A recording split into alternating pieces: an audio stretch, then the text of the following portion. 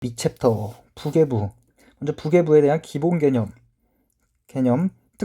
부계부란 특수관계인과의 거래로 인하여 조세 부담을 부당하게 감소시킨 것으로 인정되는 경우에는 그 부당행위 계산에 관계없이 각 사업연도의 소득금액을 다시 계산하는 것을 말한다. 이때 법인과 그 특수관계인 사이에 적법, 유효하게 성립한 법률 행위 그 계산 자체의 사법상 효력에는 영향을 미치지는 아니한다. 이 부계부 대상자는 모든 법인에게 적용을 한다. 따라서 비영리 내국법인이라거나 청산법인 등 납세 의무가 있다면 모두 부계부가 적용을 한다. 하지만 이때 조합법인 등에 대하여 당기순이익 과세를 하는 경우에는 적용을 하지 않는다. 부계부 적용 요건은 특수관계인과의 거래여야 되고 조세 부담을 부당하게 감소시켜야 된다. 이때 이 특수관계인 범위를 보면은 먼저 가장 중요한 거 1번 해당 법인의 영향력을 행사하는 자, 2번 주주 등인데 이때 소액주주가 아닌 주주 출자자를 말한다. 즉 1% 이때 소액주주는 1% 미만을 얘기한다. 따라서 특수관계인이라고 하면은 1%부터 이제 특수관계인이 된다. 이에 대한 이해와 비교를 해서 알아둬야 될 게 주식 평가하는 곳에서 자산평가 문제에서 주식평가에서는 소액주주는 5% 이하에 플러스 10억 이하여야 된다는 것을 주의. 그리고 3. 그 법인의 임원 직원. 그리고 4. 이 영향력을 행사하는 자와 주주, 임직원 등이 합쳐서 지배적 영향력을 주고 있는 법인. 그리고 이 4번까지 합친 거에서 지배적인 영향력을 지닌 법인 5. 그 다음에 이 해당 법인의 30% 이상, 즉 있는 법인 30% 이상을 출자하고 있는 법인, 그 법인의 또 30% 이상을 출자하는 법인, 그리고 계열회사 등 얘네들이 다 특수관계인이다. 이때 지배적인 영향력이라고 하면은 발행주식 총수의 30% 이상을 출자한 경우 또는 임원의 임명권 행사 등 경영에 대하여 사실상 영향력을 행사하는 것을 말한다. 그리고 만약에 한쪽이 그렇게 해서 지배적 영향력을 해서 한쪽이 해당을 한다면은 다른 쪽은 굳이 해당이 안 하더라도 둘 사이가 무조건 특수관계인이다. 즉 무조건 쌍방으로 적용된다는 것을 주의. 이 특수관계인을 판정하는 시점은 그 행위 당시에 을 기준으로 하여 판단을 한다. 하지만 이때 예외로 불공정 합병인 경우 합병 등기일이 속하는 사업연도에 직전 사업연도의 개시일 그리고 합병 등기일까지의 기간을 전체 이 기간 동안의 특수관계인이면 특수관계인이다. 이때 특수관계인 외의자를 통하여 거래를 했다면은 이것도 같이 포함이 된다. 그리고 조세의 부당 감소여야 된다. 즉 회사가 손해를 봐야 된다는 것을 주의. 이 손해를 본다는 것은 고가 매입 저가 양도거나 절이되어 고리 차용, 다음 불공정 자본거래 또는 무수입 자산을 매입 또는 현물 출자, 그 자산에 대한 비용을 부담한 경우, 불량 자산을 차환하거나 불량 채권을 매수한 경우, 파생 상품에 근거한 권리를 행사하지 아니하거나 그 행사 기간을 조정하는 방식으로 이익을 분여, 즉 내가 이익을 포기하는 경우, 영업권을 저정 대가로 초과하여 취득한 경우, 주주 등이 부담해야 할 성질의 것을 법인이 부담하는데 이런 거 다 부계부가 적용이 될 수 있다는 것을 주의. 이때 적용하지 않는 게 중요한데 예를 들어 정부의 지시에 의하여 통상 판매 가격보다 낮은 가격으로 판매를 하게 됐다. 이건 손해를 본다 하더라도 정부의 지시가 있던 거니까 부당행위 계산이 적용되지 않는다. 2차 납세 의무자로서 특수관계인의 국세를 대신 납부하고 가지급금으로 처리한 경우 2차 납세 의무자는 어쩔 수 없이 법률상 내야 되는 것이기 때문에 부계부가 아니다. 직원 및 비출자 임원, 소액주주 임원에게 사택을 무상 제공한 경우 이것도 그게 부계부가 적용이 되지 않는다는 것을 주의. 연결납세 방식을 적용받는 법인 간의 연결 법인세액이 변동이 없는 경우 이것도 부계부가 적용이 되지 않는다. 먼저 이제 주요 부계부 사례로 첫 번째 고가 매입 저가 양도. 먼저 시가를 판단을 해야 된다. 먼저 시가라는 것은 1순위로 본래의 그 자산의 시가, 2순위로 감정가액, 3순위로 상속세 및 증여세법상, 상증법상 보충저평가액 이렇게 3단계 순서로 진행을 한다. 이 본래 시가라고 하는 것은 해당 거래와 유사한 상황에서 특수관계인 외에 불특정 다수인과 계속적으로 거래한 가격 또는 제3자 간에 일반적으로 거래된 가격을 얘기한다. 이 감정가액이 만약에 둘 이상인 경우에는 그 감정한 가액의 평균 가액을 시가로 본다. 근데 주식은 감정가액을 적용하지 않는다. 따라서 주식은 바로 1순위부터 1순위 없으면 바로 3순위로 넘어간다. 이 3순위 상증법상 보충적 평가액. 여러 가지 경우가 있는데 먼저 토지인 경우는 개별 공시지가, 건물인 경우 국세청장 고시가액, 주택인 경우 개별 주택 가격, 공동주택 가격. 이거는 뒤에서 상증법에서 보자. 상장 주식의 시가 특례. 만약에 이게 상장 주식이다라고 하면은 몇 가지 주의해야 될 사항 등이 있는데, 불특정 다수와의 장 내거래라고 하면은 그 해당 거래 가격이 시가이다. 증권시장 외 시장 외거래 그리고 다량 매매 등을 하는 경우에는 그 거래일의 거래소 최종 시세가액을 시가로 본다. 여기에 이 상장 주식의 경영 이전 상장 주식 양도 양수를 하는데 경영권이 이전 수반할 경우에는 20%를 가산해야 된다. 또한 상장 주식은 뒤에 나오는 현저한 이익을 검토할 필요가 없다는 것을 주의. 여기서 체크하고 갈 게 매매를 총 정리를 하면은 먼저 매매를 함에 있어서 손해를 보는 경우 고가 매입 또는 저가 양도가 있는데, 내가 이렇게 고가 매입을 한 경우에는 특수관계인이 있으면 부당행위 계산 부계부 판단, 특수관계인이 없으면 이거 위제기부금으로 보고, 저가 양도인 경우에는 특수관계인이 있으면 부계부 판단, 특수관계인이 없으면 위제기부금 판단으로 본다. 그 다음에 이득을 보는 경우 저가 매입인 경우에는 원칙은 아무 문제가 없다. 하지만 특례로 특수관계인 개인에게 유가증권을 저가로 매입한 경우에는 그 차액만큼을 입금 산입하고, 즉 취득가액이 시가가 된다. 고가 양도인 경우에는 원칙은 문제 없다. 하지만 이 고가 양도 특수관계인에게 고가 양도로 판 금액에서 이 중 미수금 중에서 시가 초과 부분이 있다면은 이에 대해서는 대손 충당금 설정을 할 수가 없다. 즉 설정 대상 채권에서 제외를 한다. 고가 매입 저가 양도. 고가 매입 특수관계 BTD를 해가지고 B가 150, T가 100 이렇게 돼 있을 때 특수관계인이라고 하면 부계부를 판단을 해줘야 된다. 따라서 시가인 100 그리고 150 고가 매입이며 차이 50, 거기서 이제 100 곱하기 시가의 5% 또는 3억 중에 작은 금액보다 커야지 된다. 이게 바로 현저한 이익을 검토하는 것이다. 그래서 여기에서 이제 50만큼을 송금산입 마이너스 유보로 해주고 입금산입 50이 부계부로 적용이 된다. 만약 특수관계인이 없다면은 이 위제기부금으로 보고 B금액 150, T금액 100인데 시가 100인데 곱하기 1.3을 해서 130. 따라서 이 초과하는 금액 20%를 송금산입 마이너스 유보로 감액해주고, 이 20은 기부금으로 봐서 법정기부금, 지정기부금이면 계산을 해주고, 이 대상이 비지정 단체면은 송금 불산입 그 귀속자에 따라서 소득 처분을 해준다. 그다음 보유 단계에서 특수관계인에게 매입을 해서 마이너스 이제 유보가 끊겼으니까 이에 대해서 직부인을 해줘야 된다. 이 직부인 판단 과정 확인해주고, 그다음에 마지막 저가 양도, 이제 이걸 다시 저가 양도를 한 경우 특수관계인에게 저가 양도를 했다면은 B 금액이 50, T 금액은 시가 100. 따라서 이 차액이 50이며 이가 시가의 이 100의 5%보다 큰 경우에는 입금 산입 50 사회유출로 처분을 해준다. 그리고 만약에 그 앞서서 계속 유보가 끊겨 있었다면은 이 유보를 다 추인을 해준다. 이때 저가 양도를 하는 경우에 기존에 있던 자산 유보에는 여기 BTD를 계산할 때는 고려하지 않고 계산을 한 다음에 마지막 처분을 했으니까 그 남은 거 유보는 다 추인을 해주면 된다. 특수관계인이 없다면은, 특수관계인이 아니라고 하면은 위제기부금 판단을 해줘서 B 금액 처분가액 50, T 시가는 100인데 곱하기 0.7을 해가지고 70. 따라서 이 더 적게 판 20만큼을 기부금으로 본다. 얘도 유보 추인을 마지막 해준다. 만약 상장 주식을 거래한 경우에는 현저한 이익을 검토하지 않는다는 것을 주의해야 된다. 이렇게 고가 매입을 하는데 대금을 분할해서 지급하는 경우가 있다. 이 사례로 B 금액 600이며 T 금액 450. 따라서 이제 150만큼의 차이가 있다. 그리고 이게 450의 5%인 22.5보다 크기 때문에 부계부에 해당이 된다. 하지만 이에 대해서 매입가액 600 중에 550은 현금으로 지급, 잔액은 다음 기회에 지급을 한다라고 하면은 이는 분개를 해가지고 파악을 할 필요가 있다.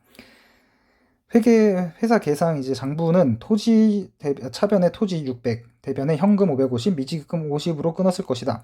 하지만 세무상 가액은 토지는 450으로 들어가야 되고 현금은 550을 줬다 하면은 이는 이 차이 100만큼이 사회유출로 들어간다.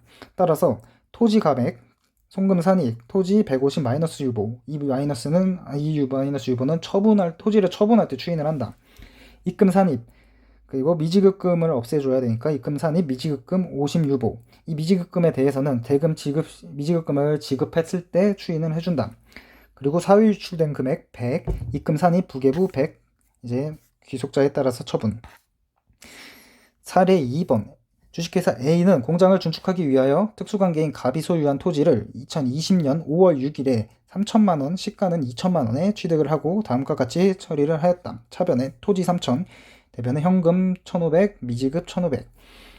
주식회사 A는 단기 토지 취득 미지급금을 전액 지급을 하고 미지급금을 감소로 회계 처리를 했다. 이렇게 나와 있다. 먼저 이 B 금액은 30, T 금액은 20이며 차이는 10인데 이 차이가 20의 5%인 1, 그리고 3억보다 작은 값인 1, 이거보다 크기 때문에 부계부가 적용이 된다. 따라서 토지 30, 차변에 토지 30, 대변에 현금 15, 미지급금 5 이렇게 끊겼던 게 세무상 제대로 끊긴다면은 차변에 토지 20, 현금 15, 미지급금은 5만 끊겨야 된다. 따라서 이 자산들을 세무 조정을 해줘야 되는데 토지 감액, 입금불산 입시 마이너스 유보, 그다음 미지급금 감액,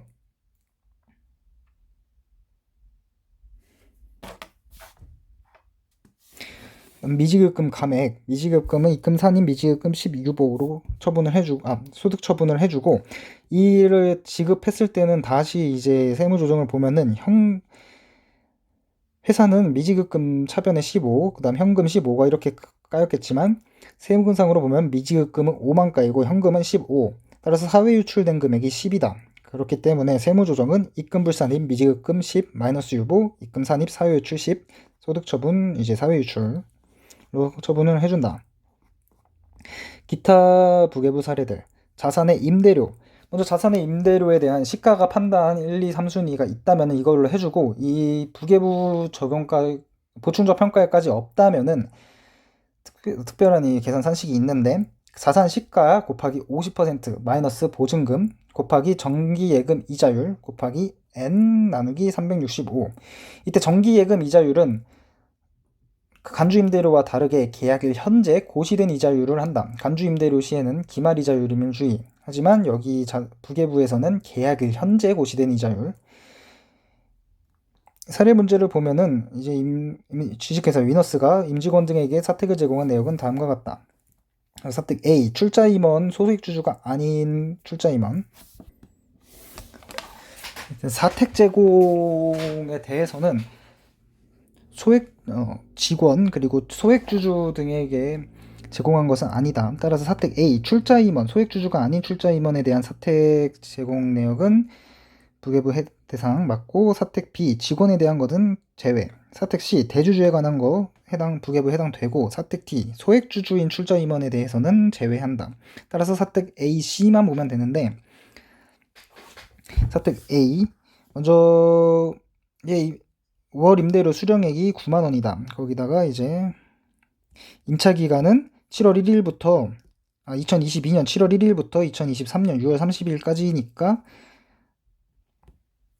총 184일 체크. 따라서 이거 6개월 정도 받는 것을 보면 된다. 따라서 9만원 곱하기 6에서 54만 0.54. 그 다음에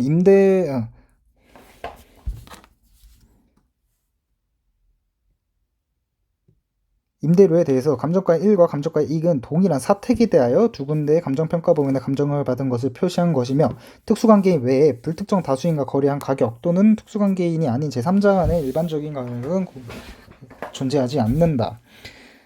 따라서 사택 A는 감정가액 1억 5천만원 150에 곱하기 50% 마이너스 보증금 받은 거 3천만원을 빼고 거기에 곱하기 정기예금 이자율 7.3%를 곱한 다음에 곱하기 적수인 184일분의 365를 해주면은 101.6 656이 나온다.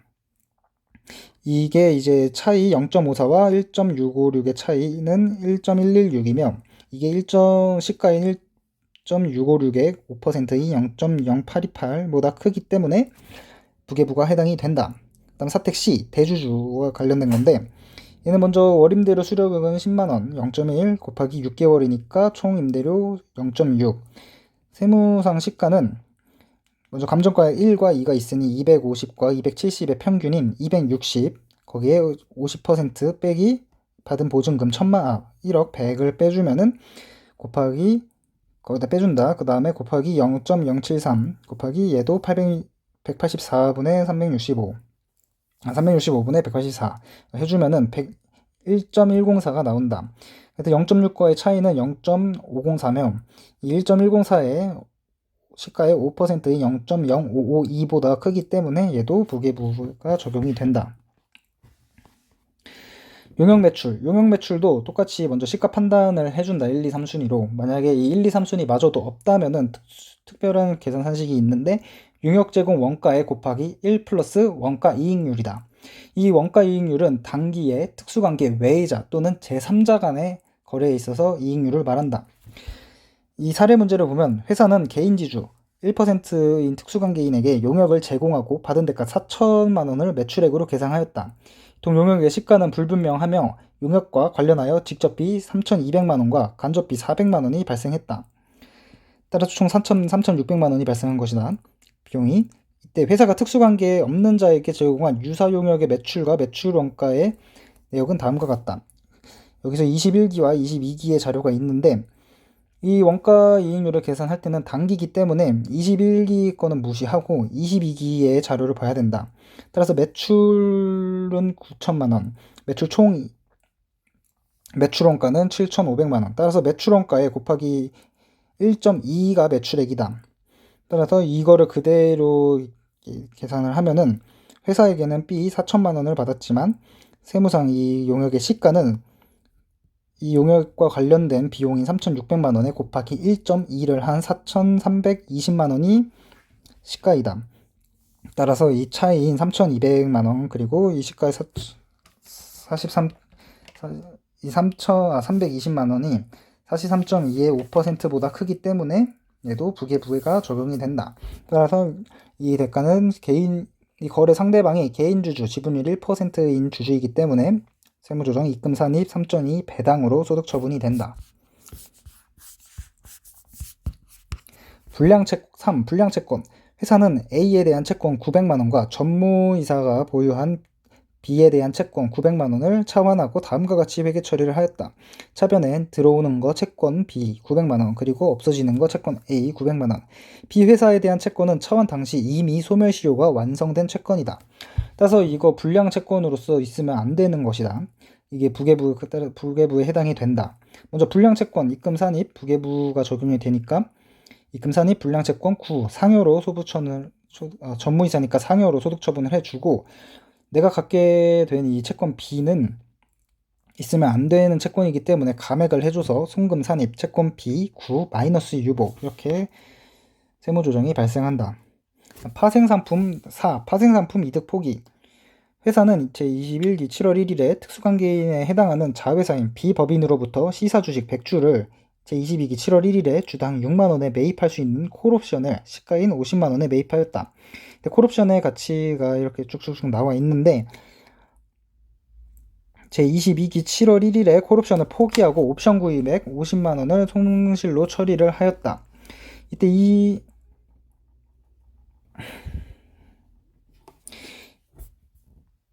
22기 7월 1일에 이제 주당 단가를 보면 8만원인데 이거 60만원에 매입할 수 있는 콜옵션이기 때문에 즉 시가가 올라서 내가격 상태 즉 행사하면은 주당 2만원씩 이득을 볼 수 있는 상태이다. 하지만 이러한 이득을 포기하고 이러한 이득을 포기하고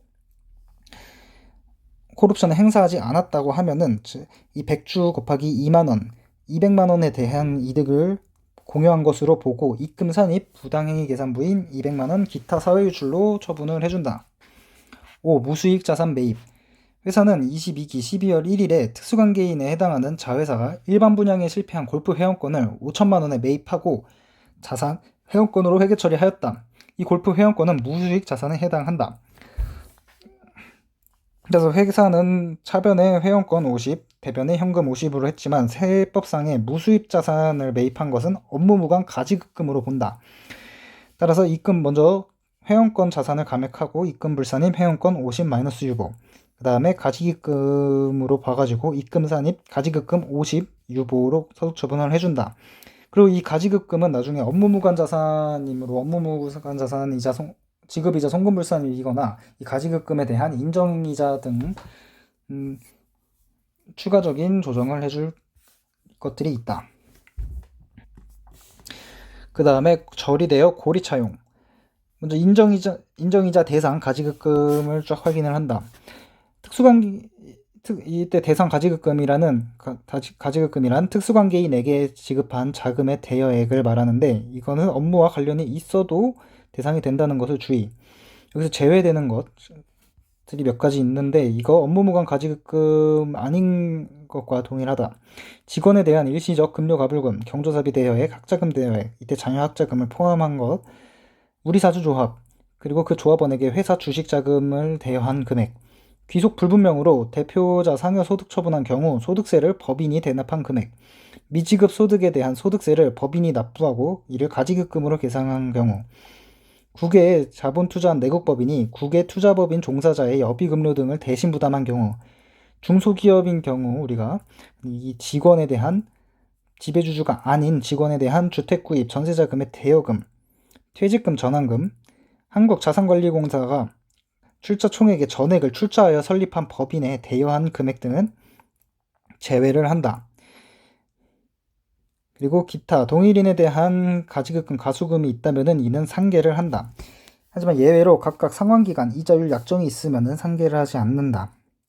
주의해야 될 게 지급이자 송금불산일 경우 업무무관 가지급금이므로 업무 무관한 이제 가지급금만 해당이 되지만, 인정이자인 경우에는 특수관계인에 대한 대여금이기 때문에 업무와 관련이 있어도 이제 특수관계인에게 대여한 금액이면 무조건 대상이 된다는 것을 주의.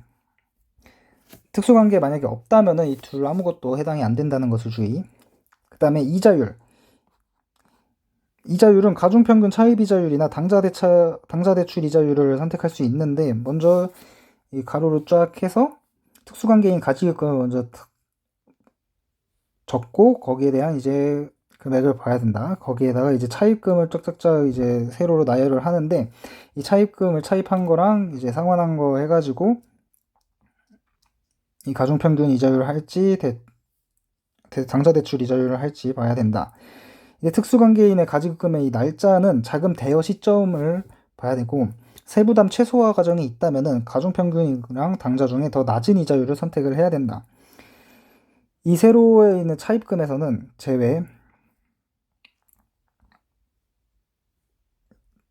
제외되는 거, 채권자 불분명 차입이자라거나 비실명 채권, 즉 지급이자 송금불산입에서 1, 2순위인 애들의 차입금은 제외한다.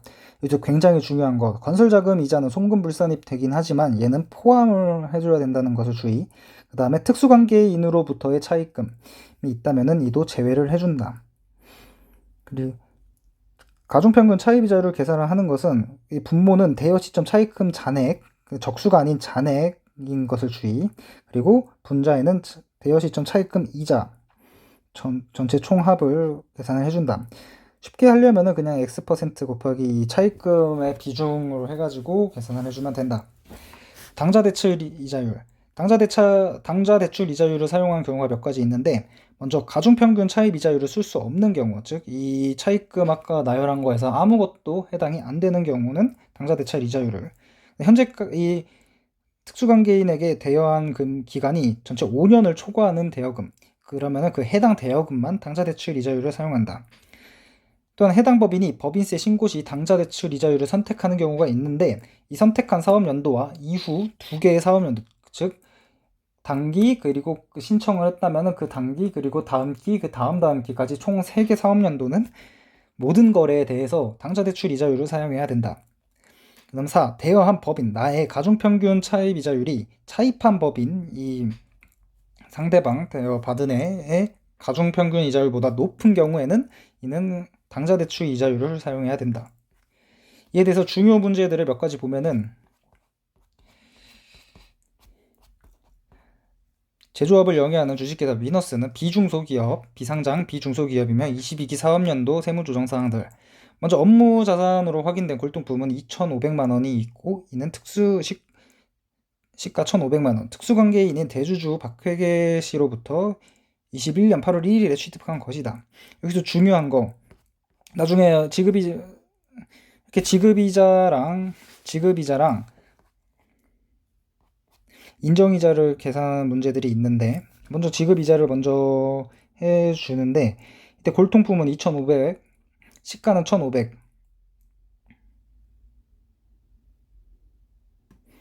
이거 21기에 취득할 당시 고가 매입에 해당할 수 있다. 따라서 만약에 고가 매입에 해당한다면 마이너스 유보가 끊길 테지만 이 뒤에서 업무 무관 자산을 계산을 함에 있어서 송금 산입 10만큼 해주는 거 포함이 되지 않고 이 전체 매입한 2,500만 원이 전부 들어간다는 것을 꼭 주의하고 넘어가야 된다. 업무 무관 가지급금 내용. 첫 번째로 먼저 업무 무관 가지급금을 쭉 봐야 된다. 이 대표이사에게 대여한 거는 주식 취득자금 대여액이기 때문에 업무 무관 가지급금으로 해당이 된다. 이 상무이사에 대한 가지급금은 주택 취득자금 대여액이다. 이 직원 임원에 대한 것인데 얘가 비중소기업이기 때문에 이 주택자금 취득액이 해당이 안 돼서 얘도 가지급금 해당이 된다. 격리부장은 우리사주조합원에 대한 우리사주 취득자금 대여액이기 때문에 얘는 대상이 아니다. 주식회사 마포에 대한 대여금, 운영자금 대여액이므로 얘가 마포가 특수관계인에 해당을 한다. 따라서 이 아래에 보면 각주를 보면은 마포와 위너스는 특수관계인에 해당을 한다. 따라서 얘도 대상이 된다. 위너스는 임직원에 대한 업무무관 가지급금에 대하여 상환기간과 이자율에 대한 별도의 약정을 체결하지 아니하였으며 장부상 이자수익 또는 미수이자를 계상한 바 없다. 그리고 이 각주 2. 마포는 위너스와 특수관계인에 해당을 하며 이 마포에 대한 업무무관 가지급금에 대하여 상환기간과 이자율에 대한 별도의 약정을 체결하였으며 이 장부상 이자수익 30만 원을 계상하였다. 위너스의 가중평균 차입이자율과 대여금리는 해당 대여 시점 마포의 가중평균 차입이자율보다 높다. 따라서 이거 나중에 주의해야 될 거, 주식회사 마포에 대한 대여금은 당좌대출 이자율을 사용해야 된다. 그 다음 포괄손익계상서당 지급이자 내역. 먼저 사채, 은행 차입금, 시설자금 차입금, 계열회사 차입금 이렇게 쫙 있는데 이 사채 이자 400만 원에는 채권자가 불분명한 차입금이자 160만 원이 포함되어 있다. 이거 먼저 1순위로 송금불산입을 해줘야 되고 원천징수 얘기가 없으니까 160만원 1.6 전부를 손불 기사로 처리해준다. 시설자금 차입금은 2023년 8월 31일에 준공 예정인 공장건설에 전액 소요된 특정 차입금이다. 그래서 회사는 차입금 이자는 자본화하지 않기로 하였다. 그래서 이 세 번째 시설자금 차입금은 3순위 송금불산입 건설자금 이자로 3.8 유보로 소득 처분을 해준다. 계열회사 차입금은 특수관계인인 광주로부터의 차입금이다. 이때 차입금에 대해서 특수관계인 차입금이 있으면 이게 고리차용인지 한번 판단을 해줘야 된다.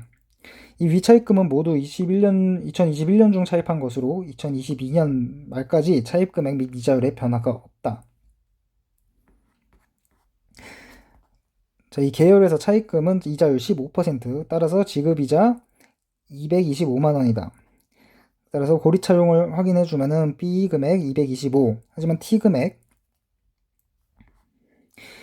이에 대해서 차입금 적수는 5,475 곱하기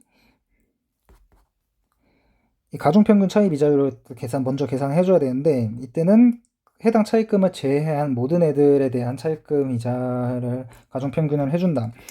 아까 400만 원 처음에 사채 400만 원 중에서 지급이자는 160만 원이 손불됐기 때문에 240만 원 2.4만 하고 여기에 0. 이자율이 0.2를 나누면은 1200만 원. 그 다음에 은행 차입금 6 나누기 이자율인 0.12를 하면은 50. 시설자금 차입금 3.8에서 나누기 이자율인 0.1만 해주면은 38. 이거 주의해야 될 거. 해당 적수가 아니라 잔액이기 때문에 곱하기 365까지는 안 한다는 것을 주의. 따라서 이를 가중평균 해보면은 이자율이 12%가 나온다. 그래서 차입금 적수인 5,475에 곱하기 0.12 곱하기 365분의 1 하면은 적정한 이자는 180만 원만 돼야 된다. 지급할 이자이기 때문에 따라서 고리차용에 해당이 되고 이게 시가 180만 원의 5%인 9만 원보다 크기 때문에 0.4 이 차이인 0.45를 송금불산입 기타 사회의 줄로 처분을 해준다. 그리고 다시 이제 지급이자 선불로 다시 이제 넘어와가지고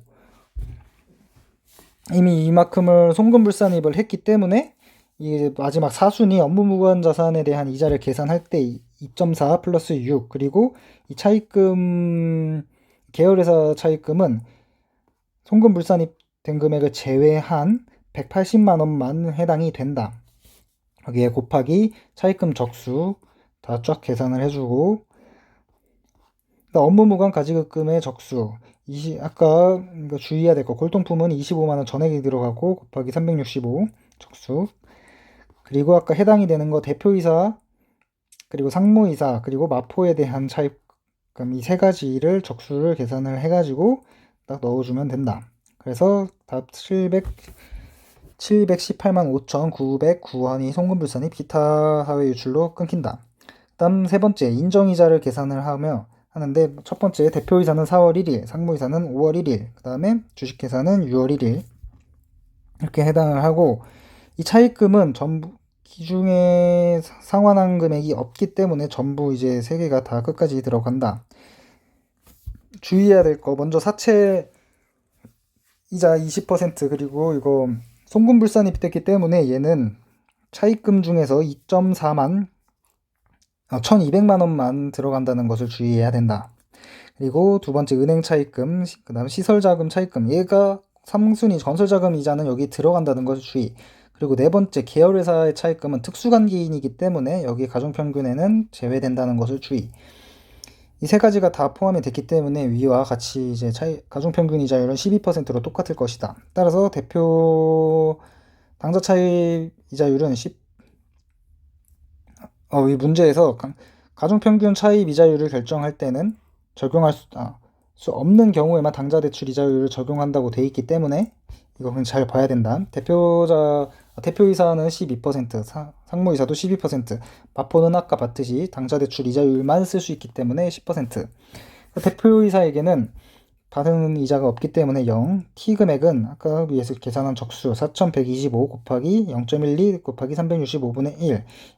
그래서 차이 135만 6,164원을 입금 산입 상여로 처분해준다. 상무이사도 받은 것이 없기 때문에 0, B는 T 적수인 4,410 곱하기 0.12 곱하기 365분의 1 이거의 차이인 144만 9,863원을 입금 산입 상여로 처분을 해준다. 마포의 경우에는 금액을 이자 30만 원을 받았기 때문에 B 금액 30만 원, T 금액은 212,140 곱하기 0.1 곱하기 365분의 1 해서 58만 6,301원이 나왔다. 차이는 28만 6,301원이며 이거 이제 시가의 5%인 29,315원보다 크기 때문에 이 차이 금액을 입금 산입 기타 사회 유출로 처분을 해준다. 이 인정이자에서 만약 미수이자 관련된 이 내용들이 있는데 이 미수이자 대여금에 대해서 가지급금에 대해서 약정이 있다면은 약정 기간이 됐는데 이제 이자를 받을 때가 됐는데 이를 못 받아서 미수이자로 계상했다면은 이때 미수이자는 계상을 인정을 해준다. 하지만 예를 들어 올해가 12월에 이걸 해줬고 대여금을 했는데 다음 기 3월 31일에 받기로 했다. 그래서 12월이 한 달 동안에 대한 기관경과분의 이자를 미수이자로 계상을 했다면은 이러한 미수이자는 인정이 되지 않는다. 약정이 만약에 없다면은 회사가 임의로 자기가 스스로 미수이자를 계상했다. 이렇게 된 거면은 이런 미수이자도 인정을 할 수 없다. 미수이자를 약정이 지나도 회수하지 않았다라고 하면은 1년이 되는 날 미수이자를 없애고 그 금액만큼 사유유출로 본다. 미수이자, 대여금을 미회수 상태로 특수관계가 소멸해버린다. 그렇다고 하면은 그 특수관계가 소멸될 때 미수이자, 대여금을 감액시키고 그만큼을 사회유출로 처분을 해준다. 이 사회유출 처리한 미수이자, 대여금을 회수를 한다면은 그때 아까 끊겼기 전에 끊겼던 미수이자, 대여금 유보를 추인을 해준 다음에 그만큼 입금불산입, 2월 입금, 기타로 처리를 해준다. 이에 대해 사례 문제를 보면은 먼저 사례 1. 회사의 대여금은 다음과 같은데 여기서 이제 가중평균 이자율은 뭐 없다고 치고 회사 대여금 중에 2번을 보면은 2022년 11월 22일에 자회사인 주식회사 종로에 대하여 대여기간 3년 3개월이자 후급 조건으로 운영자금을 2,500만 원을 대여하였으며 이에 대해 약정이자율에 의한 단기 기관경과분 이자 5만 원을 장부상 미수이자 이자 수익으로 계상을 하였다. 이때 이거에 대한 기관경과분 이자 5만 원은 인정을 할 수 없기 때문에 입금 불산입 그리고 미수이자 마이너스 유보로 처분을 해준다. 그리고 이걸 이제 다시 인정이자를 계산을 하는데 B금액은 5만 원을 넣는다. 왜냐하면은 뭐 입금불산입이 됐다 하더라도 부계부 계산에는 회사가 계산한 이자 수익과의 차이를 넣어야 되기 때문에 앞에 입금불산입 한 거랑 무시하고 이자 수익 5만 원을 넣는다 여기에. 그 다음에 T금액은 이제 적수 1000 곱하기 당좌 대차 이자율은 9만원 곱하기 365분의 1 그래서 24만 6,575원. 이 차이는 19만 6,575원이며 이게 이제 시가의 5%인 12,000원보다 크기 때문에 입금산입 부계부가 적용이 된다. 따라서 입금산입 기타로 소득 처분을 해준다. 주의해야 될 거 이거 미수이자 입금 불산입 했다고 0으로 적는 거 아니라는 것을 주의. 다음 사례 2를 보면은 먼저 주식회사 위너스는 제11기 1월 1일에 대표 이상의 거주자 갑에게 업무와 무관하게 5억을 대여하였다. 이 총 대여금에 대하여 약정이자율은 4%, 이자는 매년 말에 지급받기로 약정하였고 차입금이 없으며 당좌 대차 이자율은 6.9%다. 위너스는 11기 12월 31일에 대표이사 갑으로부터 제11기분 약정이자를 수취하지 못해 다음과 같이 회계 처리하였다. 미수이자 2천만원, 이자 수익 2천만원. 이렇게 약정을 했지만 약정 기간이 됐어도 받지 못한 미수이자는 인정이 되기 때문에 이에 대한 특별한 세무 조정은 없다. 그리고 이 받은 이자 수익 20만 원 대해서 인정이자 계산을 해봐야 되는데 B금액 20, T금액은 5억 곱하기 0.069 곱하기 365분의 365는 3,400만 원, 3,034.5 따라서 이 14.5가 3,400의 5%인 1.725보다 크기 때문에 입금산입 인정이자 14.5 상여로 소득 처분을 해준다. 그다음 자료 3. 주식회사 위너스가 제11기 12월 31일에 대표이사 갑으로부터 수취하지 못한 제11기분 약정이자는 제12기 12월 31일까지 정당한 사유 없이 회수하지 않았다. 즉 1년이 지났다. 또한 제12기 12월 31일에 대표이사 갑으로부터 12기분 약정이자도 수취하지 못해서 미수이자 2천, 이자 수익 2천으로 회계 처리를 했다. 먼저 이 회수하지 못한 그 전기 11기에 회수하지 못한 이 미수이자를 1년이 초과했기 때문에 이 미수이자를 감액을 한다. 따라서 입금불산입 미수이자 20 마이너스 유보 그리고 이 미수이자 금액만큼 사유유출로 보아서 입금산입 부계부 20 상여로 소득 처분한다. 그 다음 이 미수이자 계상한 거 인정이 되기 때문에 소득 처분 없다. 3. 미수이자 인정이자 금액을 봐야 되는데 이제 20 시가는 34.5기 때문에 차이인 14.5를 인정이자 입금산입 상여로 소득 처분을 해준다. 그럼 자료 4. 위너스는 13기 1월 1일에 대표이사 갑과 특수관계가 소멸이 되었다. 그러나 이날까지도 대표이사 갑에게 대여한 5억 원과 이 11기분, 12기분 미수이자 4천만 원을 정당한 사유 없이 회수하지 않았다. 그래서 이게 특수관계인이 소멸됐기 때문에 이때 이 미수이자와 대여금을 모두 감액을 해준다. 따라서 입금불산입 미수이자 마이너스 11기분은 이미 마이너스 감액이 됐기 때문에 12기만 해서 미수이자 20 마이너스 유보, 그리고 가지급금 감액, 입금불산입 가지급금 500 마이너스 유보, 그리고 이 두 금액 모두 사회유출로 처분을 해서 입금산입 부계부 520 상여로 소득 처분을 한다.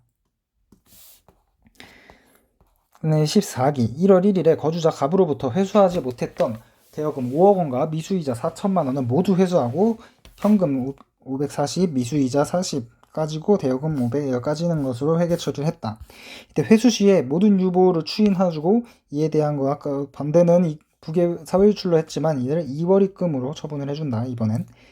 따라서 입금 산입 미수이자 40 유보, 입금 산입 가지금 500 유보 이렇게 다 추인을 해주고 이 금액만큼은 입금 불산입 2월 입금 540으로 기타 소득 처분을 해준다. 불균등 불공정 자본거래. 먼저 기본과정 스텝 1. 먼저 쭉 봐서 이제 아무 자본거래 하기 전 주식의 평가액, 전 주식 수와 평가액, 그 다음에 자본거래 하는 거에 대한 그리고 금액, 그리고 마지막 자본거래 후의 주식 수와 일주당 평가액, 이렇게 세 가지를 먼저 파악을 해야 된다. 여기서 이제 주식 자본거래 후 평가액은 증자인 경우에는 기존 이제 시가총액에 플러스로 발행하는 주식수 곱하기 발행가, 그 다음에 나누기 증자 후의 총 주식수. 감자인 경우에는 그 전 시가총액에서 빼기 감자 대가 소각하는 주식수 곱하기 감자 대가 빼기 임의주의, 그 다음에 감자 후 총 주식수로 나눈다. 합병의 경우에는 A 시가총액과 플러스 B 시가총액을 합쳐서 나누기 합병 후 총 주식수를 하면 된다. 그리고 따라서 이거 이제 처음에는 12,000원인데 이후가 10,000원이 됐다고 하면은 차이는 마이너스 2,000원이 되고 이렇게 되면 가만히 있는 애가 손해가 되는 것을 주의. 이때 이 현저한 이익을 검토해야 되는데 이 증자와 저가 발행에는 증자를 함에 있어서 증자와 저가 발행에는 저가 증자는 실제가 아닌 균등 증자, 즉 모두가 증자를 했을 경우를 가정한 일주당 평가액의 30%고 감자 시에는 감자 전 주가의 30%임을 주의. 그래서 이 스텝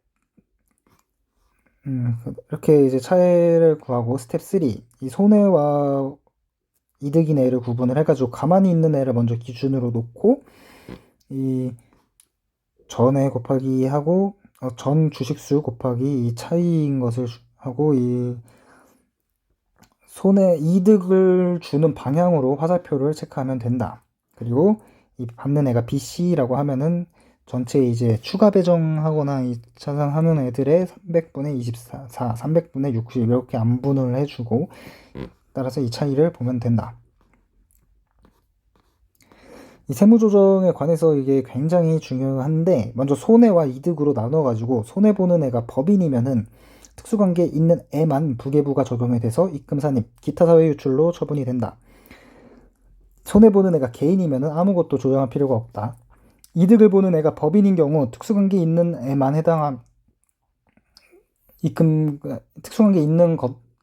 특수관계에 있는 애들만 포함을 해서 입금산입 유보로 처분을 하면 된다.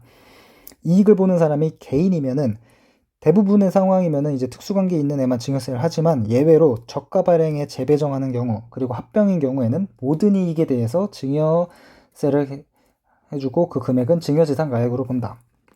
이 소득 처분에서 주의해야 될 게 부계부는 원칙으로 입금 산입을 해준다면은 사회유출 그 귀속자에 따라서 소득 처분이 되지만 그리고 그 귀속자가 소득세에 과세가 되겠지만 이 불공정 자본인 경우에는 법인이면 당연히 기사고 이익을 받는 애가 소득의 귀속자가 거주자임에도 이는 기타 사회유출로 처분이 된다. 왜냐하면 귀속자에게 증여세가 과세되기 때문이다.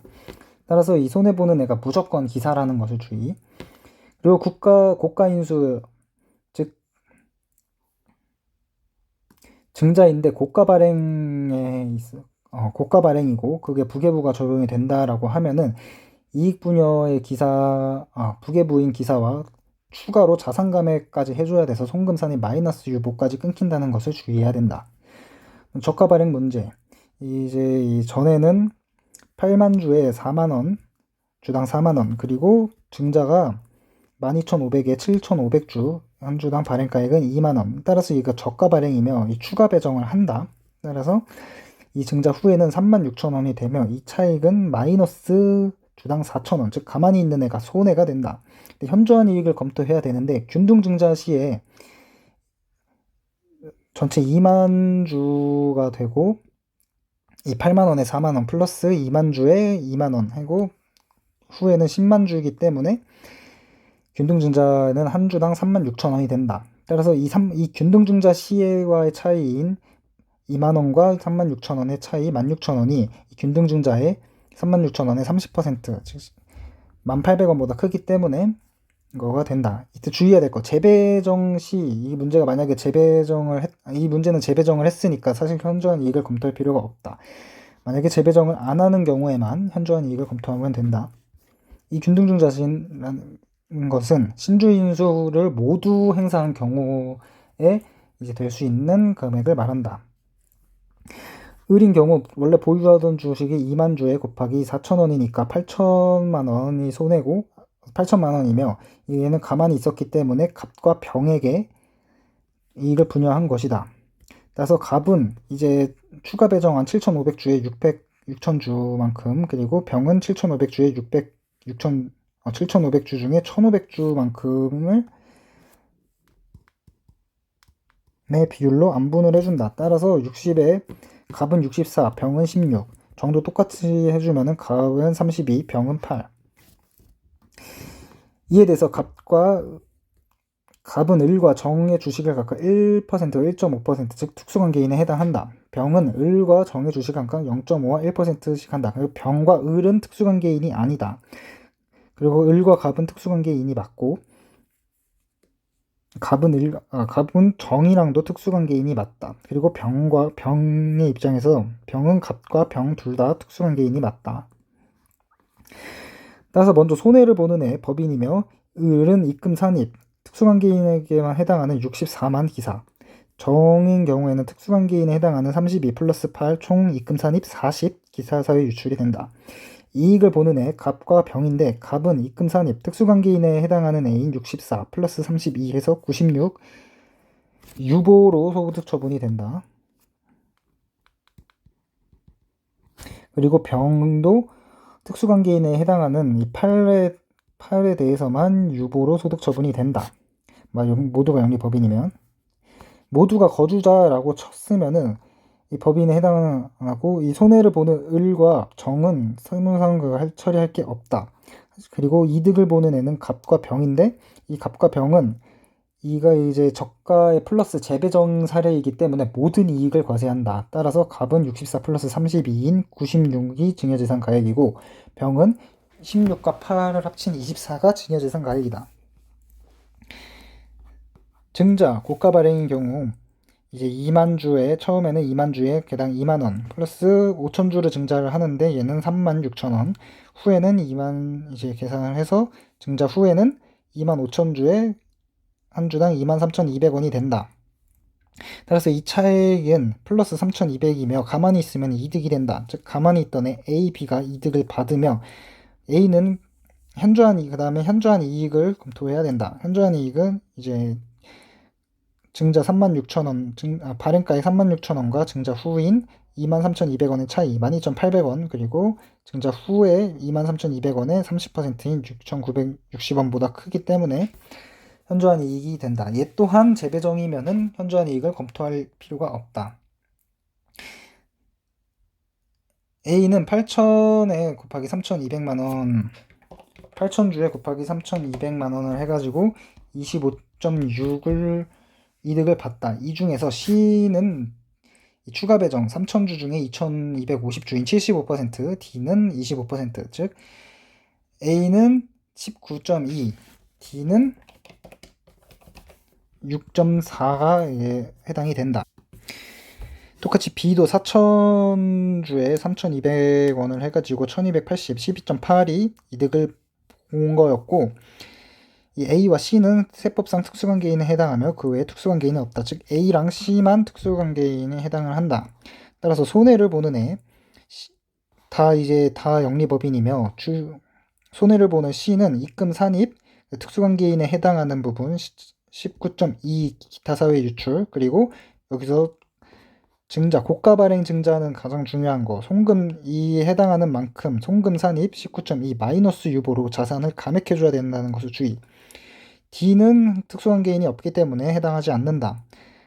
이익을 받은 쪽 A는 입금 산입 19.2 특수관계인에 해당하는 부분만 19.2 유보로 소득 처분해준다. B는 특수관계인이 없기 때문에 세무조정할 것이 없다. 그다음 3. 감자 이전에는 2만 주에 2만 원, 그 다음에 감자 4,000주를 8,000원, 감자대가 8,000원에 감자를 했으며 소각 후에는 16,000주가 주당 23,000원이 되었다. 따라서 가만히 있으면 플러스 3,000원, 이 차이는 플러스 3,000원으로 가만히 있으면은 이득을 봤다.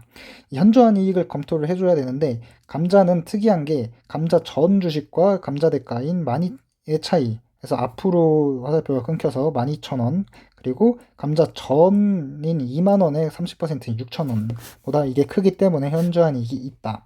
이 현저한 이익이 조금 다르다는 것을 주의. 따라서 가만히 있던 C와 D는 이익을 받은 것이 되고 C는 6,000주에 곱하기 차이인 3,000원 18에 대해서 A는 75%, B는 25%이기 때문에 A는 13.5, B는 4.5, D도 똑같은 계산으로 2,000주에 3,000원 600만원이고 이 중에 A 75%인 4.5, B는 25%인 1.5가 된다. 그래서 이 세무조정을 해주면은 모두가 또 이제 영리법인이라고 치면은 손해를 보는 A는 특수관계인에 해당하는 부분인 13만 5천원만 입금산입 기타사회 유출로 한다. 그 다음에 B는 특수관계인이 없기 때문에 세무조정이 없다. C도 이득을 보는 쪽에서는 이제 C는 특수관계인에 해당하는 13.5만 유보로 입금산입 유보로 처분을 해주고 D는 특수관계인이 없기 때문에 세무조정을 할 것이 없다. 여기서 이제 또 중요한 사항이 만약에 이제 전해가 3만 주며 개당 만원, 그리고 감자를 만주, 그 다음에 대가가 13,000원. 따라서 이제 감자 후에는 2만 주, 개당 8만 5천원이 됐다라고 하면은 15,000원, 주당 1,500원이 이제 감액이 되는 것인데, 이때 주의해야 될 거, 대가가 13,000원이고 시가가 만원, 이때 액면가액은 5,000원까지 해서 이렇게 고가 감자에 해당하며 이 감자하는 대가가 평가액, 액면가액보다 큰 경우에는 얘는 부계부를 적용하지 않는다는 것을 주의해야 된다. 따라서 하기 전에 이 대가가 감자 대가가 이 시가보다 클 경우에는 몇 가지 이러한 사항들을 체크해야 될 필요가 있다.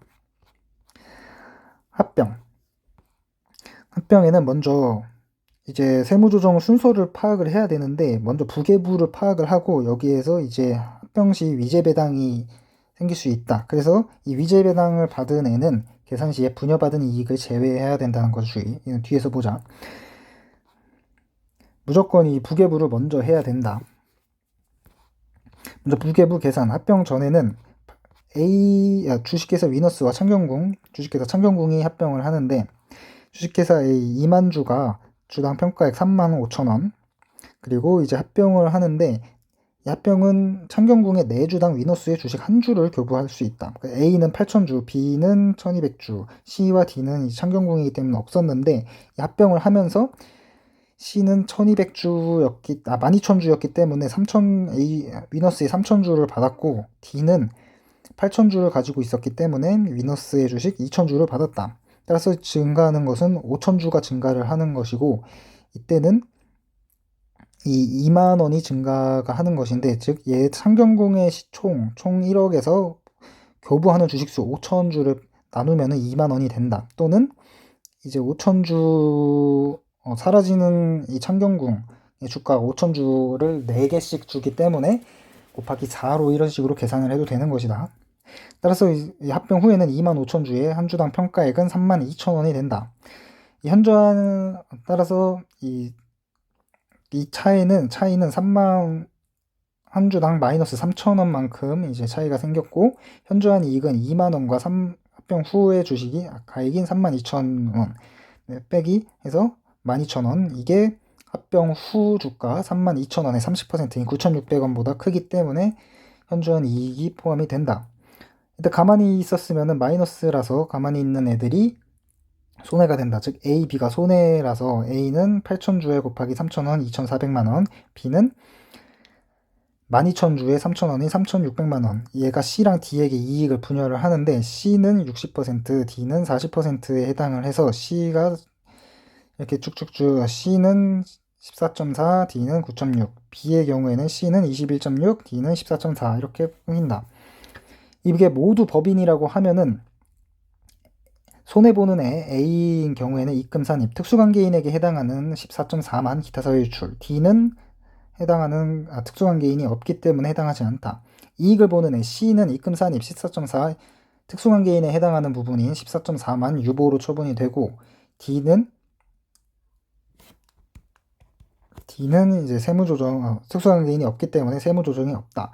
모두 거주자인 경우에는 손해보는 A와 B는 둘 다 이제 세무 처리할 게 없고 이익을 받은 애 C와 D는 이가 합병이기 때문에 모든 이익에 대해서 증여가 세게 된다. 따라서 C는 14.4에 플러스 21.6인 36을 증여지상 가액으로, D는 9.6에 플러스 14.4인 24를 증여지상 가액으로 본다. 그 다음에 이제 합병을 함에 있어서 얘가 주식 C에는 이제 14.4가 유보로 방금 끊겼는데 이에 대해서 이를 이제 배당으로 봐줘야 될 필요가 있다. 만약 이게 적격 합병이었다면은 이 취득하는 이 3천에 대해서 이 취득하는 이 3천주를 시가인 32,000원에 취득을 한 것이기 때문에 96,000원. 하지만 이거 적격 합병인 경우 원래 가지고 있던 창경국 12,000주 거기에 주가 2,500원인 3천만 원만큼 더 작은 금액을 취득가액으로 보기 때문에 3천만 원 취득가액은 3천만 원이 되고 소멸주식도 12,000주에 2,500인 30이 된다. 그래서 위제 배당액은 없다. 그리고 세무상 이제 끊길 거는 주식회사 차변에 얻는 것은 주식회사 주식 위너스인 1,440 이거 계산을 주의해야 되는데 소멸하는 취득가액 30에 플러스 위제 배당은 0 플러스 분여받은 이익이 아까 14.4역 입금산입 유보로 했기 때문에 14.4 빼기 현금 교부금은 0 그리고 차변 없어지는 것에 주식 창경궁 기존의 소멸 주식 30 그리고 처분이익은 14.4가 된다. 만약 수입배당금 입금불산입이 있었다면 위제배당은 0이기 때문에 이게 해당하지 않는다. 근데 유보잔액은 아까 받았던 14.4가 유보잔액이다. 비적격 합병의 경우 여기서 이게 중요하게 되는데 취득가액 위제배당을 계산함에 있어 취득가액은 먼저 이제 받은 거 3,000주에 곱하기 시가인 32,000원, 즉 9,600만 원인데 여기에서 분여받은 이익을 제외해야 된다. 따라서 마이너스 14.4를 해줘서 취득가액은 결국 96에서 14.4를 뺀 81.6이 된다. 그리고 소멸 주식은 위와 같이 3천만 원이었기 때문에 결국 위제 배당되는 금액은 51.6이 된다. 이 세무상 이제 분계를 보면은 취득하는 주식회사 위너스의 주식은 먼저 소멸하는 주식 30에 플러스 51 위제 배당 금액인 51.6 플러스 14.4 분여받은 이익은 14.4 마이너스 현금 교부금 0 해서 96이 된다. 사라지는 창경궁 주식은 30에 처분이익은 66이 생긴다. 따라서 이게 이제 회사와의 차익이 얘는 이제 아무것도 표시 안 했었기 때문에 입금산입 51.6 유보로 처분을 해준다. 이제 유보 잔액은 51.6에 아까 분여받은 이익인 1,440만 원을 해서 66이 된다. 이 수입배당금 금액은 위제배당이었던 금액 51.6에 마이너스 이제 땡땡 해줘서 계산을 하면 된다. 근데 일부만 인수 취소를 하는 경우가 있는데 이렇게 되면 가만히 있는 애가 파악을 하기가 어려워진다. 따라서 이제 주식수 전에는 600만 하고 이제 이 이득을 자산 증가하는 금액 마이너스 인수대가로 해가지고 이익을 파악해주면 된다. 먼저 1진, 2진, 3진, 4진이 있고 1진만 보자고 하면은 24,000주가 있었고 이때는 6만 원이었다. 하지만 8,000주를 인수, 3만 원에 8,000주를 인수해서 32,000주가 됐는데 이 증자 후에는 결국 5만 원이 된다. 주당. 그래서 32,000주에 5만 원 빼기 24,000주에 6만 원 해서 재산은 160만큼 올랐다. 하지만 이제 8,000주에 3만 원만큼 인수를 했기 때문에 240을 지급을 했고 따라서 전체 총을 보면은 마이너스 80만큼 손해를 본 것이다. 그래서 이렇게 모든 주주를 이와 똑같은 과정으로 계산을 다 해주고 그다음에 1진과 4진이 그래서 손해, 그 다음에 2진과 3진이 이득을 봤다. 그래서 1진은 2진과 3진에게 분여를 해주는데 이 분여하는 비율은 그 전에 2진과 3진이 30%, 20%이기 때문에 전체 얘네들끼리 50% 중에 50% 중에 20 해서 0.6, 0.4의 비율로 안분을 해주면 된다.